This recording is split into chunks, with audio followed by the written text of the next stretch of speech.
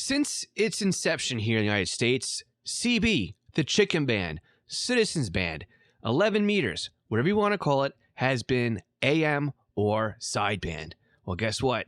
Change is coming. FM CB? Yep, we're going to talk about it right now, what it means for you and your scanner. All units 10-3, it now appears as though shots are being fired. All officers use caution. It has been confirmed, suspects are armed and are firing at police. 6-0 on the air, North Mexico, signal 10, building fire, headquarters, North Mexico Fire Department, 1000 North Broadway, towards North Park Drive in North Albany. Multiple explosions coming from 661. Unable to get any ambulance, any rig out except the 667. Automatically go to a third alarm. Welcome to Scanner School. My name is Phil Lichtenberger, and I've been scanning since about the time that I can crawl, thanks to my grandfather and my father, because there's always been a scanner radio in one of their homes and always within earshot. So I've been exposed to the scanner radio hobby forever, forever and ever. But my point here and my podcast called Scanner School is here to transfer some of that knowledge that I have over to you, and also to try and bring you something new every week about the scanner radio hobby.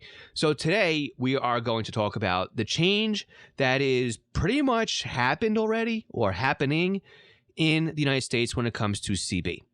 This means FM on CB. Now, from what I'm reading, all you guys over there in the UK, this is nothing new. Right? You guys have been coexisting with AM and FM in your CBs for a long time. Other countries, I believe like Australia, your CB is on UHF, which would be like our equivalent here in the United States to either FRS or GMRS. And of course, that has been FM as well. But AM, amplitude modulation, sideband, upper sideband, lower sideband, that's been what we use here in the US. But let's talk about it. Let's talk about why the change is coming, how the change got here, and what this means for those of us who are listening to CB in our scanners. So why the change?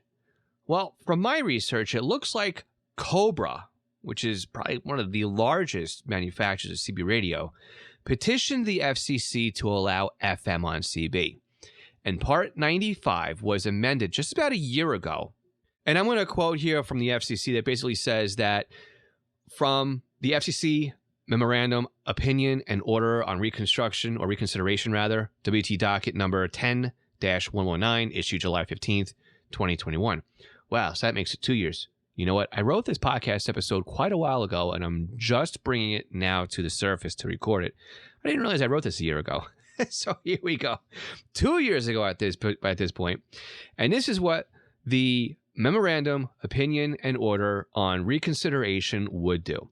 First of all, it will grant Cobra's petition requesting that the Commission allow FM as an optional modulation scheme for all existing 40 CB radio service channels in the United States, with AM remaining mandatory. This will also grant Motorola's petition requesting that the Commission allow automatic or periodic location and data transmissions in the GMRS and FRS frequencies. The Commission's rules currently permit the transmission of location information and brief text messages initiated by a manual action and automatic responses from a location information. It will also grant Medtronic's petition requesting the correction of a typographical errors and rule changes in Part 95 Personal Radio Service Rules report, an order that inadvertently altered the substance of the Medical Device Radio Communication Service Med Radio rules. The FCC's response to this was, after considering the additional information, we conclude that the allowing manufacturers to add FM as an optional modulation scheme will not substantially change the fundamental nature of CB radio service and will improve the user experience, as described by Cobra and President. How people use the service will not materially change or be expanded. Further, Cobra states that AM is a well-established operating mode that is unlikely to disappear even if we permit operations in FM mode. Continuing to mandate AM capabilities while permitting dual modulation will provide benefits to CB radio users who will have an additional modulation option while maintaining the basic user characteristics of that service. The addition of FM as a permitted mode will not result in additional interference because users who hear unintelligible audio on a particular channel can simply select another channel or switch modes. That's the FCC's response, and I'm quoting that response, by the way. So think about it this way. Why would Cobra and President petition the FCC here in the United States for FMCB? Well, they're building radios now, and they're building them two different ways. They're building them for overseas, in the UK and in Europe, European nations, with FM. And then they have to remove that whole module for sale in the United States.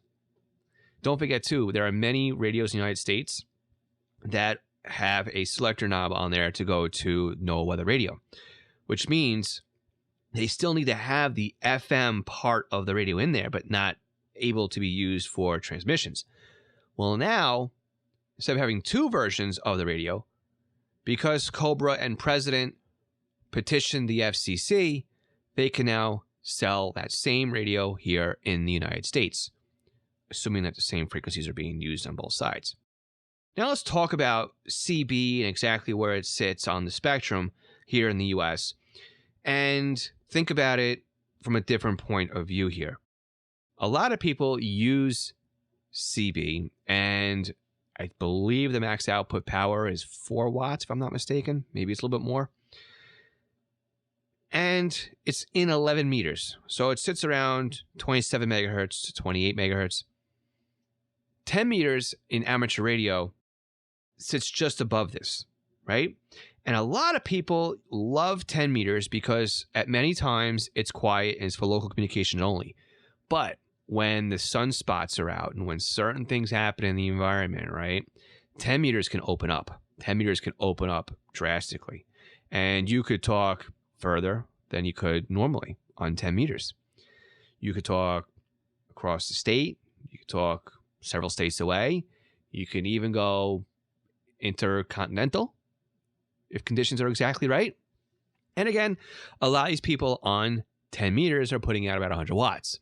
Well, you get some people here on CB who like to get amplifiers and push out more than the legal approved watts.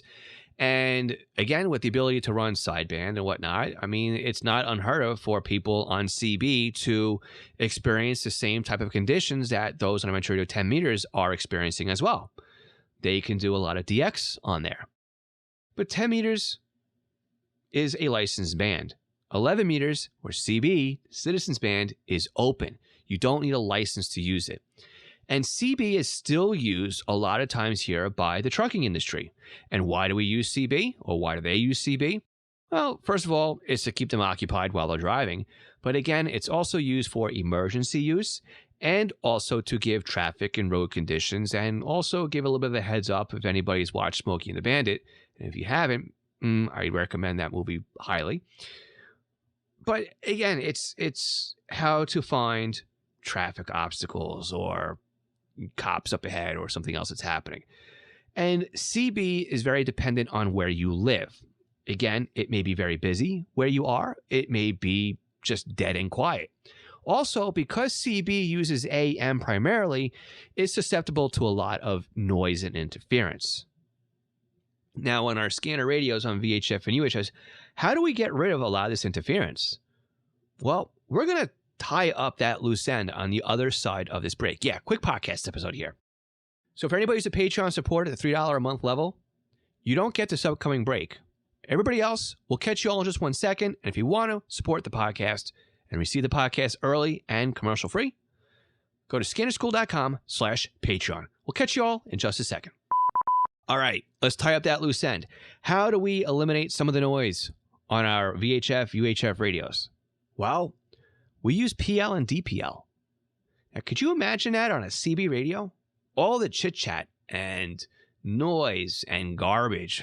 I'm sorry for anybody who's a CB, but you know, a lot of the nuisance stuff that's on CB could disappear with FM if you implement PL, and DPL.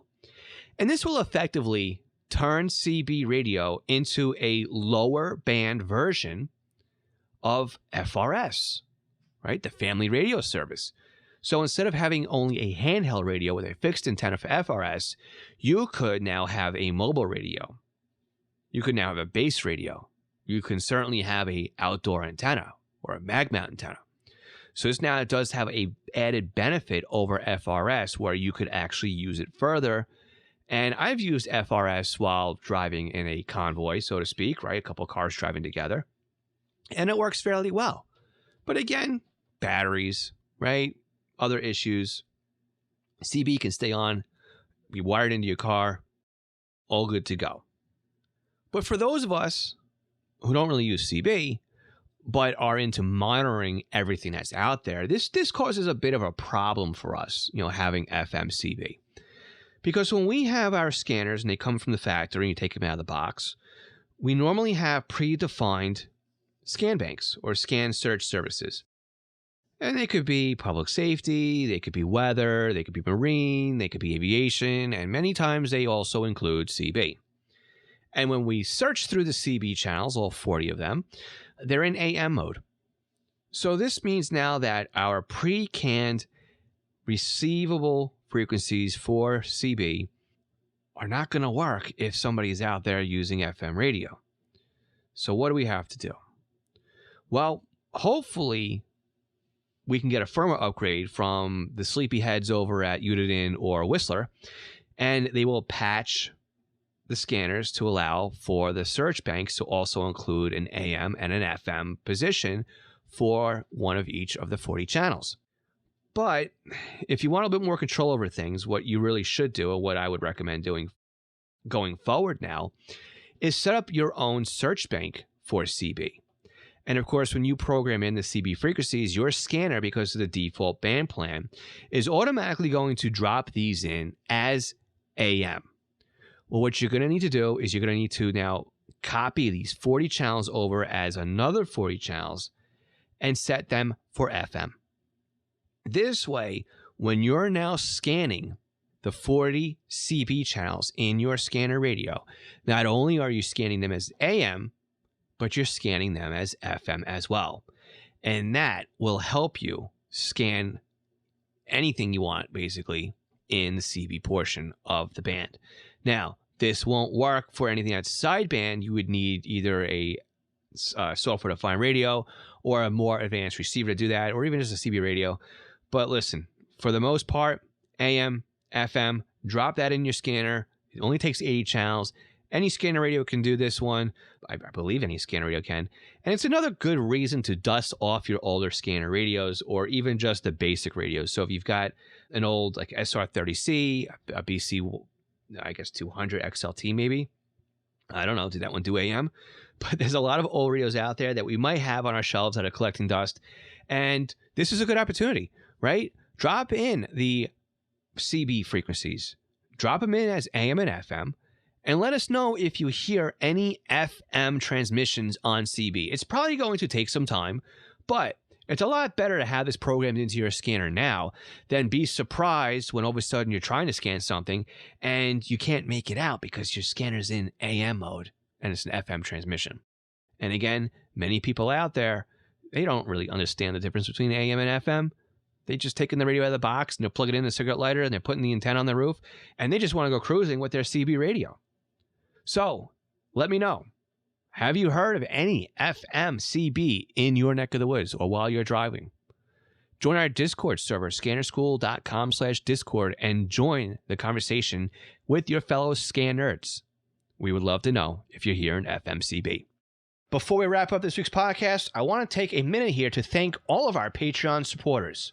Alan Gonzalez, Arthur Altrak, Arthur Heron, Bill Kay, Bob Robs, Bob Middleton, Brandon Salmons, Brian King, Chris Paris, Craig Harper, Dan, Daniel Chiavolella, Dave Pasco, David C., David Kuzneski, Denny Crotty, Dylan Hyder, Ed Walsh, Edward Bramlett, Glenn Davos, Glenn Wright, Greg Johnson, I Hate Junk Mail, Jack Haycock, Jacques Berry, Jake Jacobson, James Broxton, James Felling, Jay Reed, Jeff Block, Jeff Chapman, Jeff McLeod, Jeff Waldrop, Jenny Taylor, Jim B., Jim Heinrich, John Kordoff, John Keel, John Sweeney, Sweeney, John Derby, John Goldenberg, Joshua Robb, Ken Newberry, Kenneth Fowler, Kevin Zwicky, Lenny Bauer, Les Stevenson, Lloyd R., Luke Hartnett, Mark Beebe, Mason Kramer, Michael Gorman, Michael Kroger, Michael Meadows, Mike Lopez, Mike Piltz, Nicholas Stenger, Paul Bowling, Paul Teal, Randy Young, Raymond Hill, Rich Palmieri, Ronnie Bach, Scott Lefgrand, Thomas Giampino, Todd Glendy, and William Arcand.